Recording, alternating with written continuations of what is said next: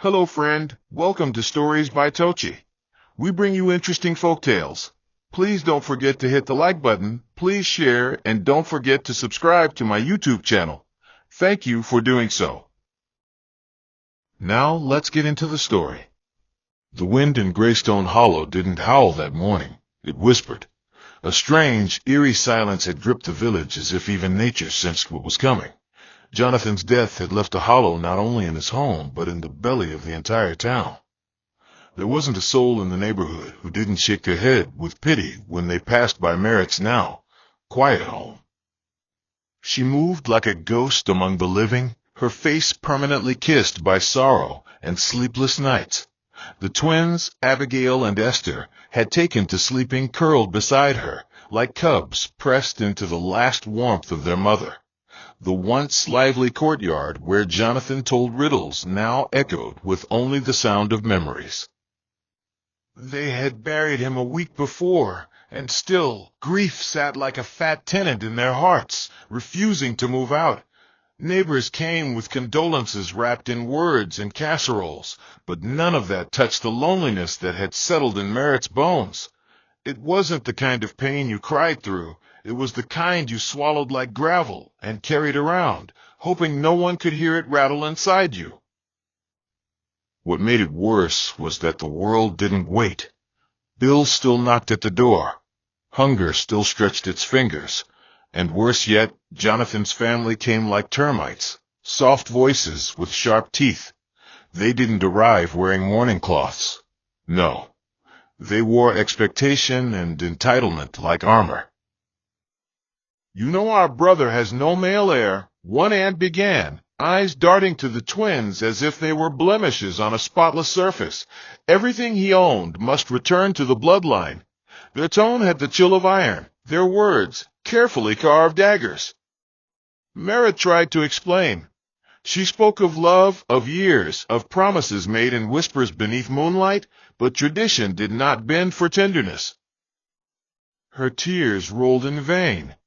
They packed away her life piece by piece, furniture, Jonathan's clothes, even the farm's old wheelbarrow. The house she had scrubbed, prayed in, birthed her daughters in, was snatched away like a bone from a dog. And when she walked out with her girls, clutching only a faded handbag and the weight of humiliation, even the mango trees lining the road seemed to droop in sympathy. She didn't cry as they walked. She had done enough of that. Instead, Merritt focused on each step, as though every forward motion was a small act of rebellion against the injustice flung at her. The sky above was heavy, as though it too mourned the disintegration of all she had once called hers. The girls, only 14 and too young to shoulder such burdens, trailed beside her without questions. Esther kept glancing at her mother's face, searching for signs of strength, while Abigail stared ahead, jaw clenched, like a soldier walking into battle. They had no destination in mind, just somewhere that wasn't here, somewhere they wouldn't be looked at as burdens or reminders of a failed lineage.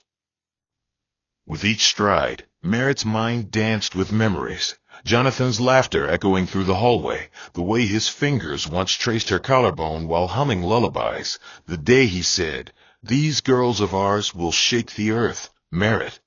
Those memories now felt like raindrops in the desert, beautiful but useless.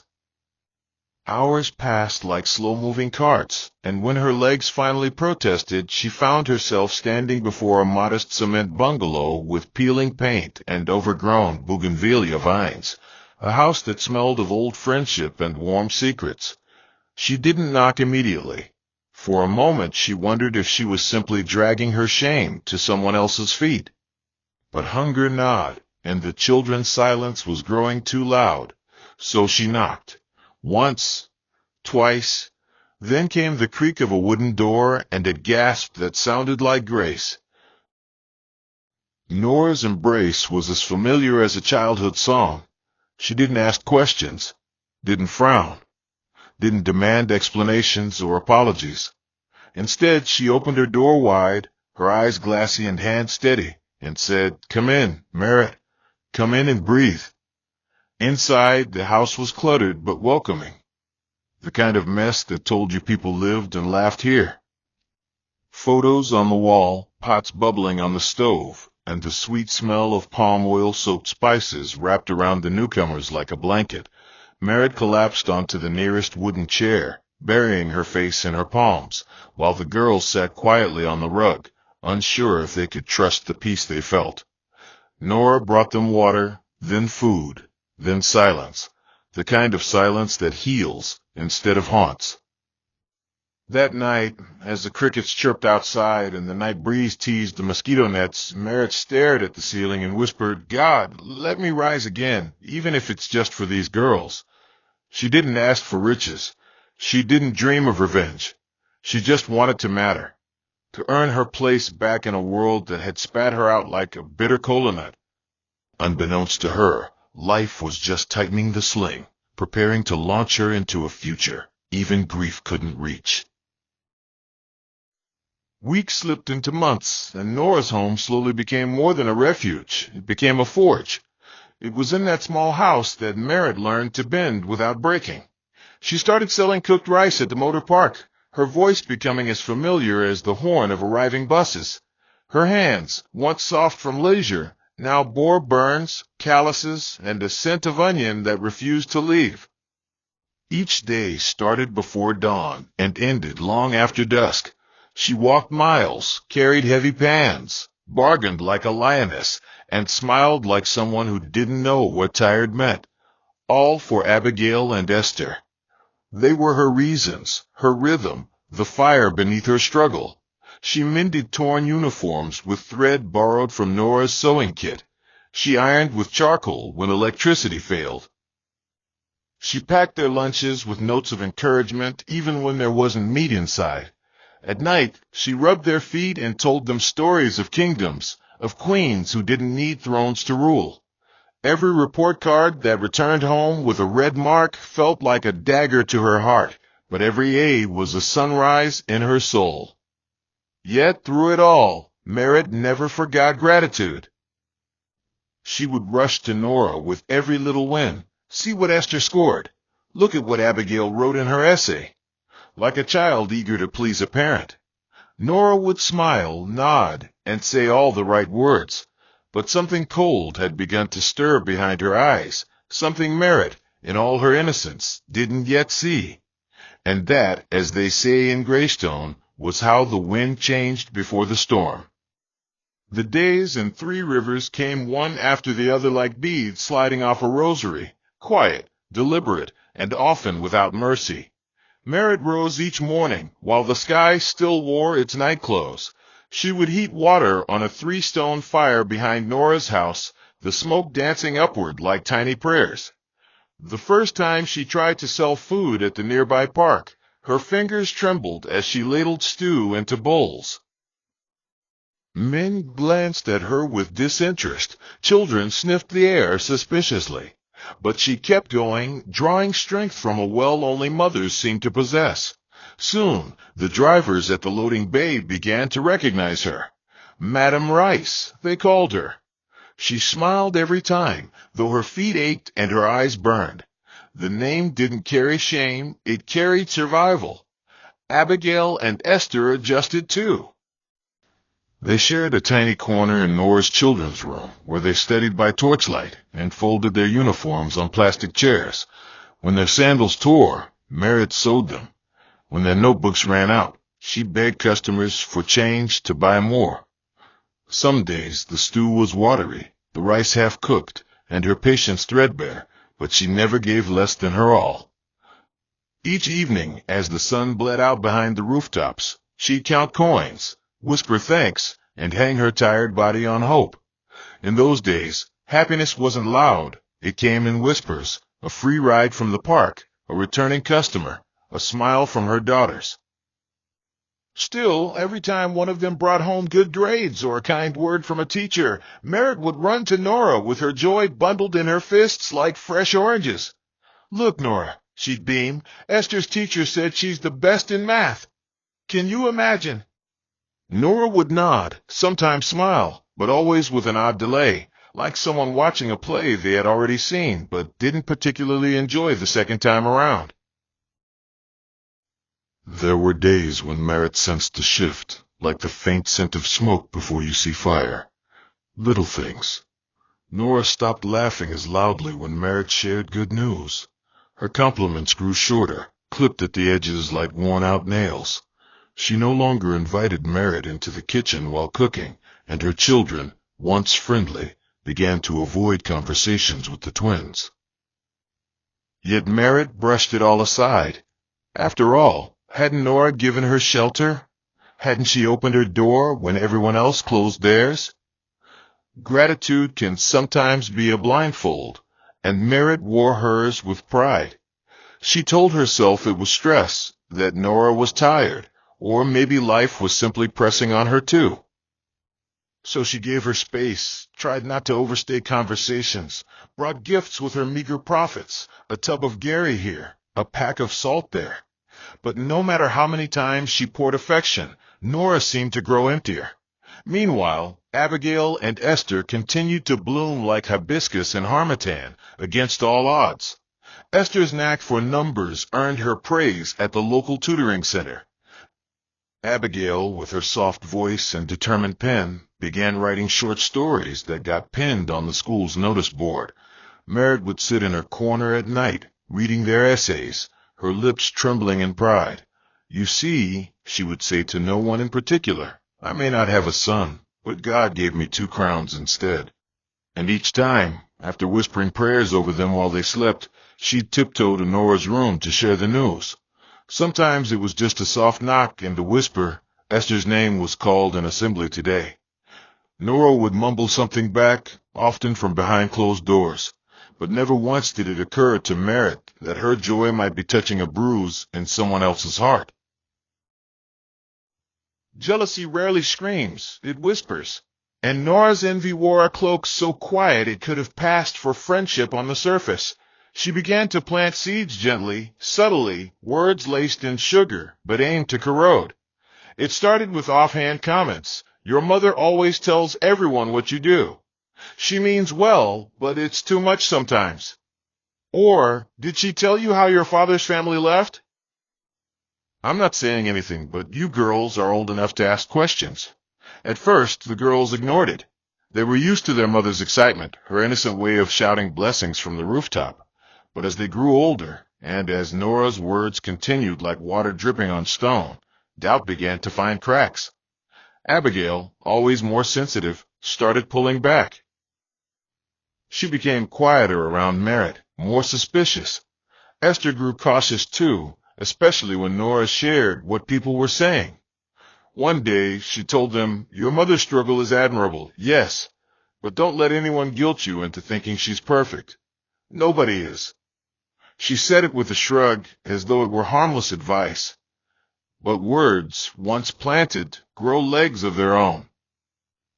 Merritt, unaware, continued pouring out her heart to Nora, unaware that each joy she shared was being reshaped and weaponized behind her back. She didn't know her praises had become daggers. She didn't know she was feeding a lion with stories of her lambs. And above all, she didn't know that soon, the very children she had burned her fingers for would begin to see her through eyes clouded by another woman's bitterness.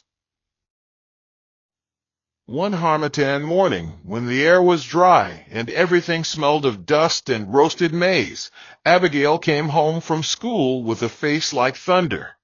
She barely greeted her mother and walked into the room without removing her sandals. Esther followed, her silence too heavy to ignore. Merritt sensed something was wrong. "Are you both okay?" she asked, wiping her hands on her wrapper. They didn't answer. Instead, Abigail muttered, "Can we not talk today, Mama? Please." It was like a slap, soft, but it stung all the same. That night she sat outside on the wooden bench, eyes fixed on the moon, trying to make sense of the coldness. Was it school stress? Teenage tantrums? Or had she failed somewhere? The next day brought no answers, nor the day after. The twins now walked like strangers in their own home, keeping their laughter locked away and their words chained behind caution.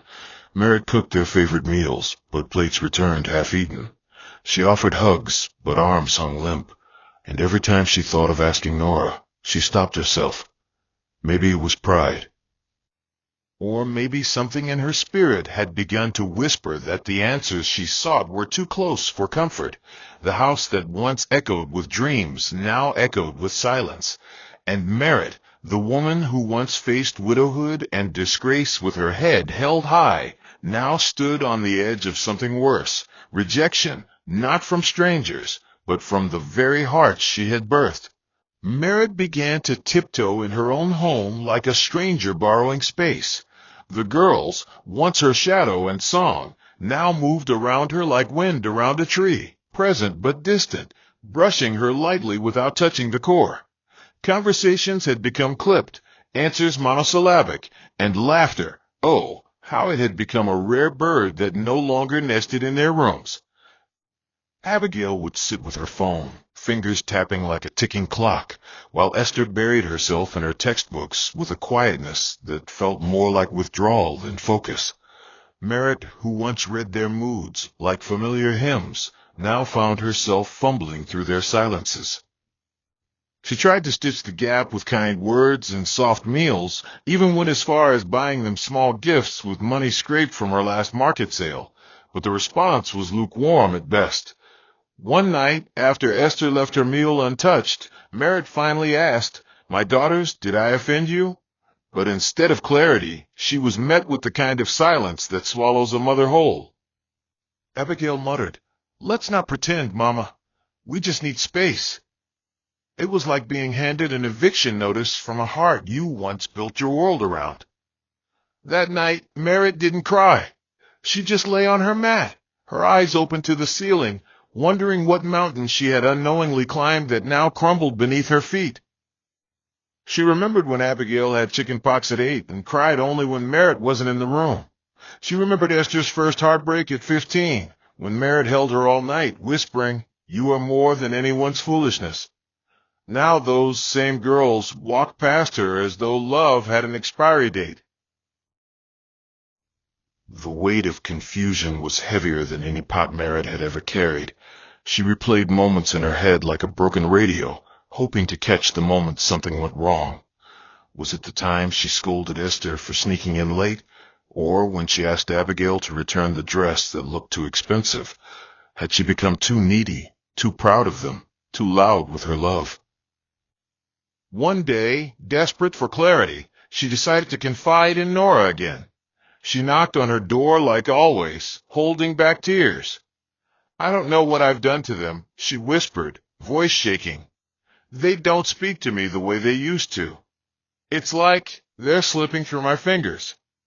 Nora gave her a look carefully curated, like someone choosing which mask to wear. "Merritt," she began softly, "maybe they're just growing up. You've done everything right. But don't forget, children remember things we think they've forgotten." Her words were vague, like fog you can't quite see through, but still lose your way in. And then she added, in the tone of someone offering insight rather than accusation, "Sometimes people don't tell the full story of their past, and when children find out on their own, it hurts more." It landed like a stone in the pit of Merritt's stomach.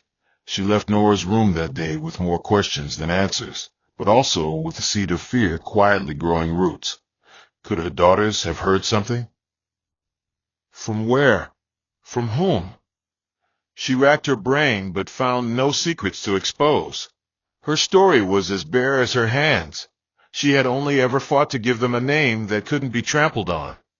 But perhaps, in doing so, she had handed her joy to the wrong hands, hands that now twisted her truth like a wet cloth, squeezing out lies drop by drop. Abigail had become colder by the week, her words more calculated, like someone testing the sharpness of each before using them. One evening, during dinner, she finally snapped. "Do you ever think about Dad?" she asked suddenly, eyes burning. Merritt, caught off guard, nodded slowly. "Every day," she said. "Then why don't we ever talk about how things really ended?" Abigail pressed, her tone accusatory. "Auntie Nora said that was when the veil finally lifted. The mention of Nora's name in that context peeled something raw in Merritt's chest. "What did she say?" she asked, her voice trembling not from fear, but from the kind of heartbreak that only betrayal delivers. Esther, who had remained quiet until then, added softly, "That Dad's family didn't just leave because you had no son. She said you pushed them away, that you made things unbearable, that you hid things from us." And just like that, the blade was driven deep. Merritt stared at her children, realizing the cracks weren't from age or growth, they were from poison. Poison that wore a familiar voice and came wrapped in concern. She felt the ground beneath her shift. The one person she trusted like a second skin had fed her children bitterness in spoons dipped in sugar. "You think I would survive fire and still lie to you?" Merritt asked, her voice barely a whisper. "You think I would carry you through floodwaters just to drop you in shallow betrayal?" But her words fell like rain on sealed roofs. The girls had been swayed, and Merritt, in all her honesty, had no dramatic proof, no fancy rebuttal, just scars and stories. After that dinner, the house became a tundra. Words were rationed, smiles extinct. Merritt moved like a caretaker in her own home, tidying, cooking, listening from a distance. She didn't try to convince them anymore. Some storms cannot be shouted down, they must pass. But in her heart, she carried the ache of a mother unloved by the very lives she had fought to protect. Nora's grip tightened. She became their go-to, their secret keeper, the one they ran to when things were hard, bypassing the woman who had sold her breath to buy their dreams. One weekend, Abigail brought back a pair of new shoes and mentioned that Nora helped her pick them. When Merritt asked where the money came from, the girl shrugged. "I told Auntie I needed it." She understands. It was the word understands that broke her. As if she, the one who once starved just to sew patches on their socks, now lived in ignorance of their needs. That night, Merritt stood before the small mirror in the corner of her room and didn't recognize the woman staring back. Her eyes were dulled rivers, her smile gone, her body hunched, not from age, but from carrying disappointment wrapped in flesh. She pressed a hand to her chest and whispered, "Even if no one sees me, let heaven at least remember that I tried." What she didn't know was that far from her ears, in a room where laughter now mocked loyalty, a new conversation had begun. One that would soon unravel the lies like a badly tied wrapper on a windy day. It was a Monday that started like any other, except for the strange stillness that hovered around Merritt like a shadow with no source. She stood by the window, watching the neighborhood rouse itself from slumber, the hum of morning brooms, pots clanging, children chasing time to beat the school bell. But inside her, everything remained frozen. Even her prayers felt stuck in her throat, like words scared to fly. When she turned to call Abigail for breakfast, her voice cracked against the cold wall of distance that had become her new normal. Abigail emerged from the room, lips pressed tight, her presence as warm as a winter sun, there, but without heat. Esther followed shortly after, her eyes barely meeting her mother's. They ate in silence, the sound of metal against enamel the only sign that life still stirred under that roof. Merritt wanted to speak, to bridge the ever-widening gap, but every word she rehearsed died at the tip of her tongue. How do you explain to your own children that the voice they now trust is weaving webs around their hearts, that the hand offering them counsel also carries a dagger? She felt like a caged bird watching her young fly in the wrong direction, powerless to redirect them. And the most heartbreaking part was that they weren't being defiant, they were being deceived. She could see it in the flicker of confusion behind their hardened gazes. Her daughters weren't cruel. They were lost. The truth, however, has a stubborn way of surfacing, like oil in water. It cannot be buried for long.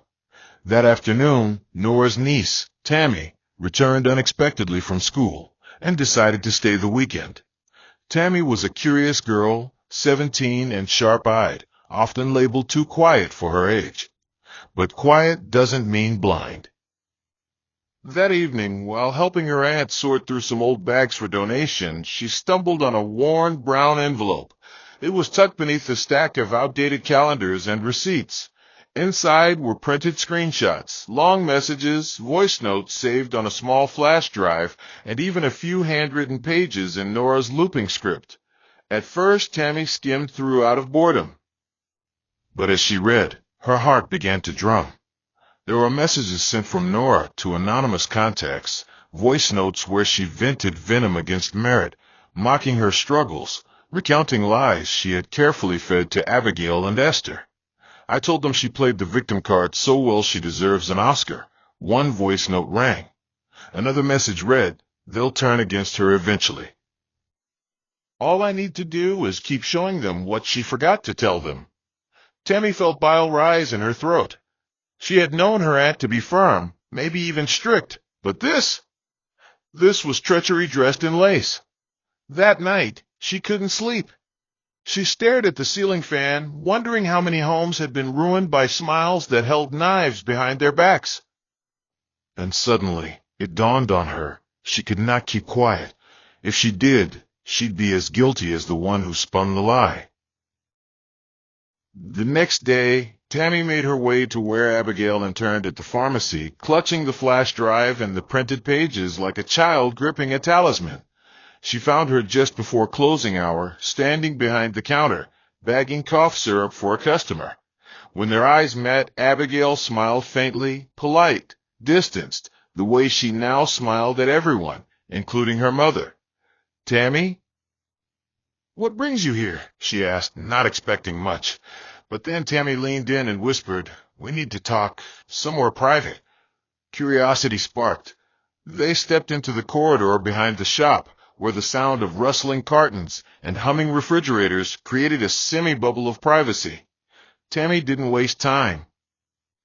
She pulled out the flash drive and the printed pages and handed them over. "Read everything," she said quietly. "Listen to the recordings, too.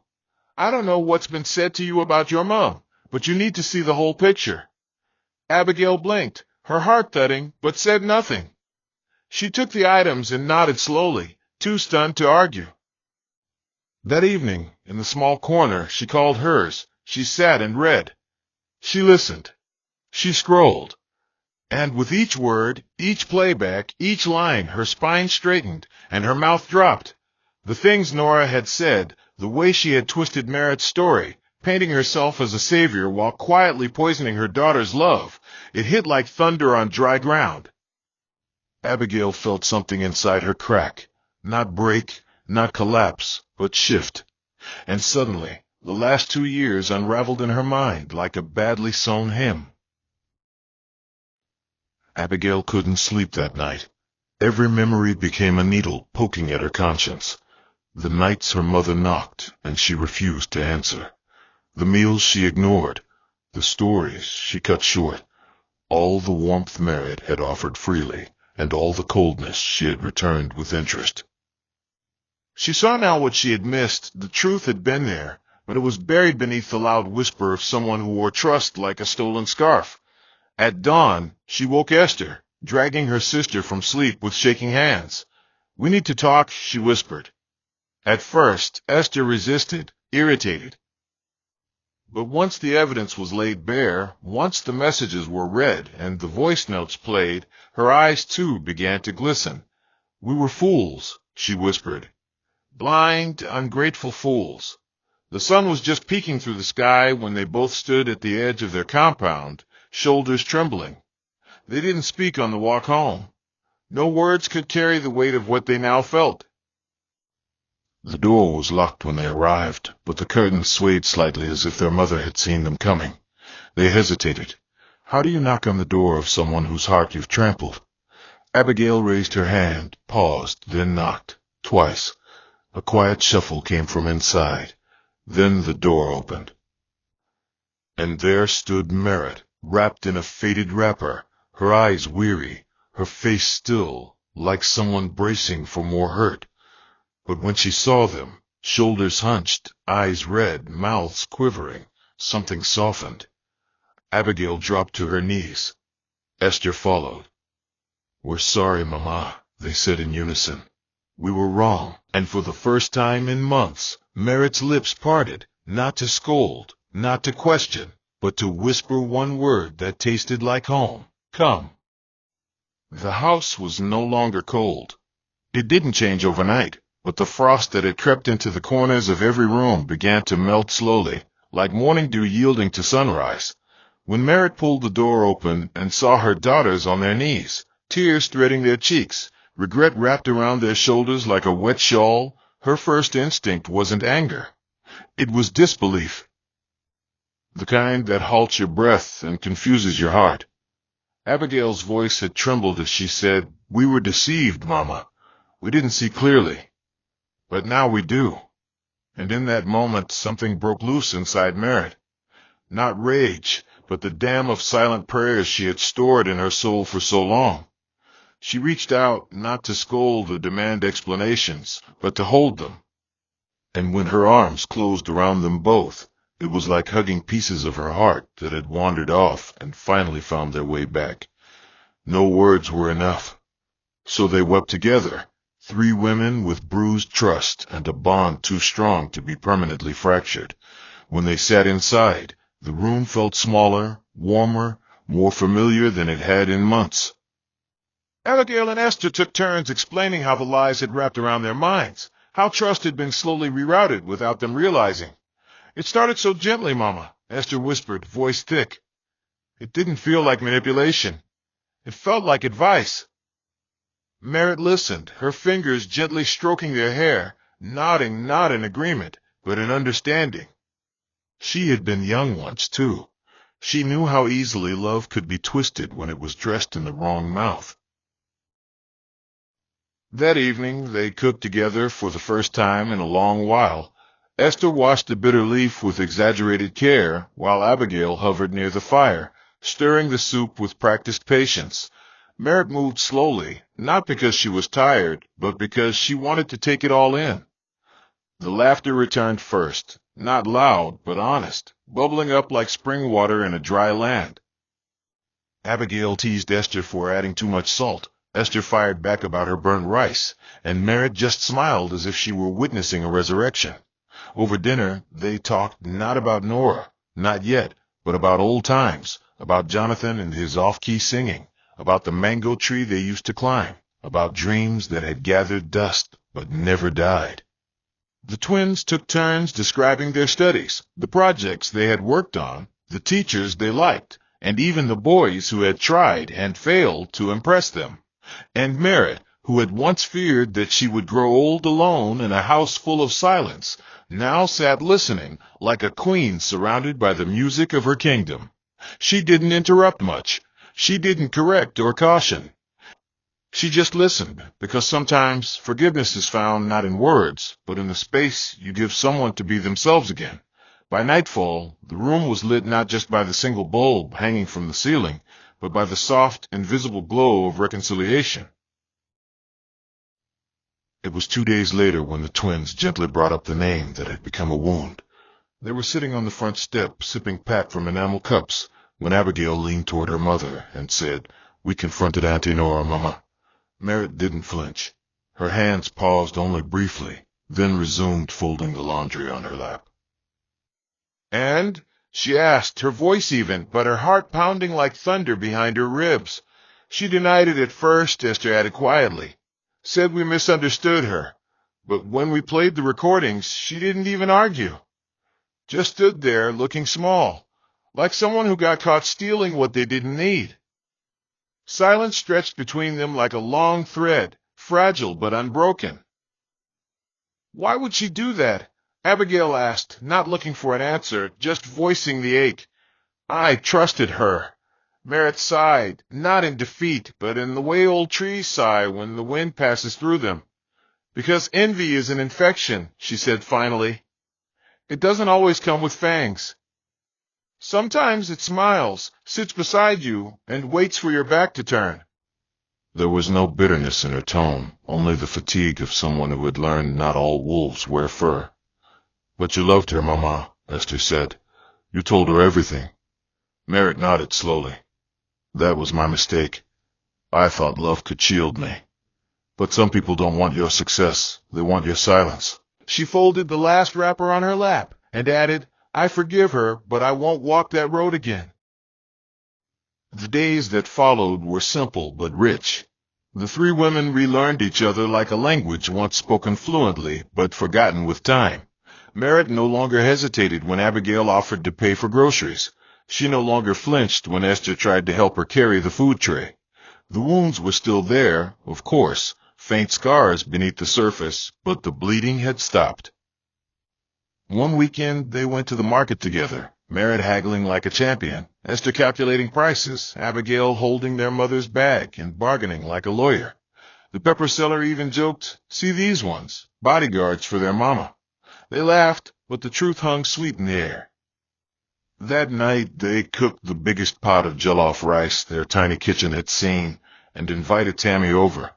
Merritt hugged her like a second daughter, holding her longer than necessary, her eyes whispering a gratitude too deep for words. As they ate and talked, the walls echoed not with grief, but with a kind of joy earned through fire. They didn't speak of Nora again, not because they had forgotten, but because they had learned. Some stories are not meant to be carried forever.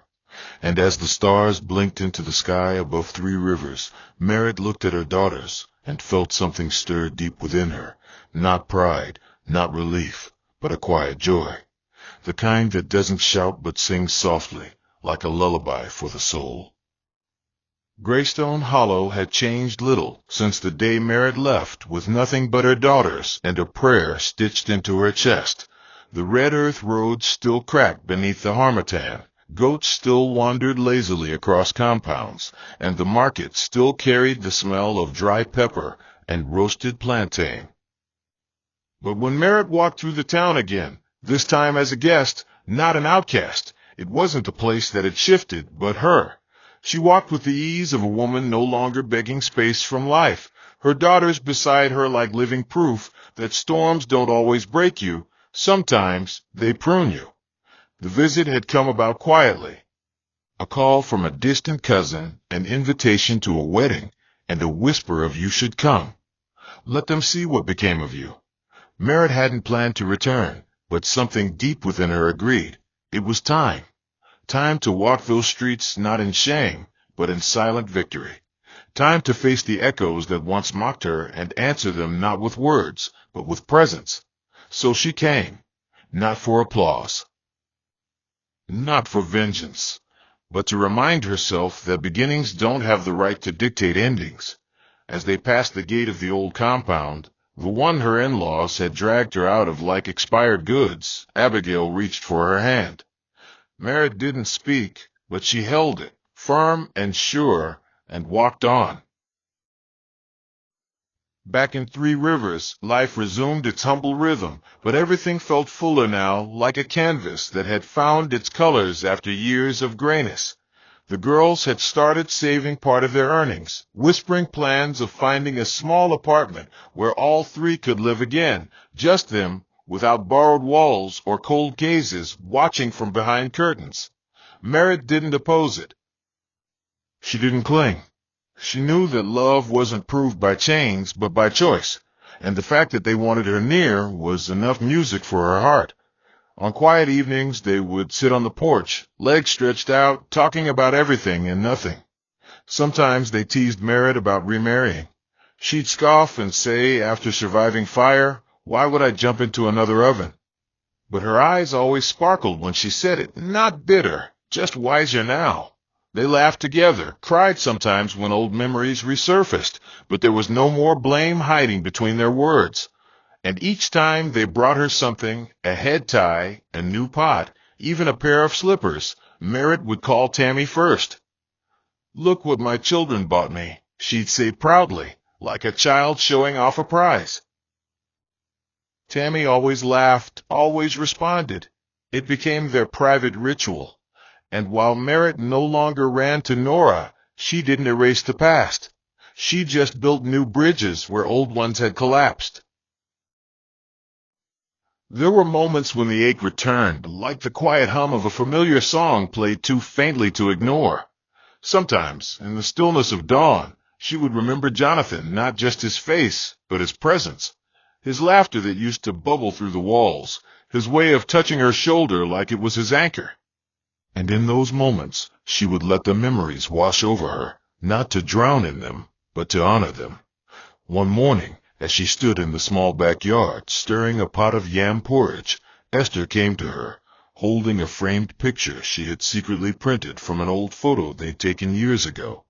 It was of Jonathan, holding both girls on his lap while Merritt looked on, half laughing, half scolding. "I thought we could hang this in the sitting room," Esther said. Merritt took the frame gently, her thumb tracing Jonathan's jawline, as if touching it would bring back the sound of his voice. "He would have been proud," she whispered. "He always said you girls would carry the name on your shoulders."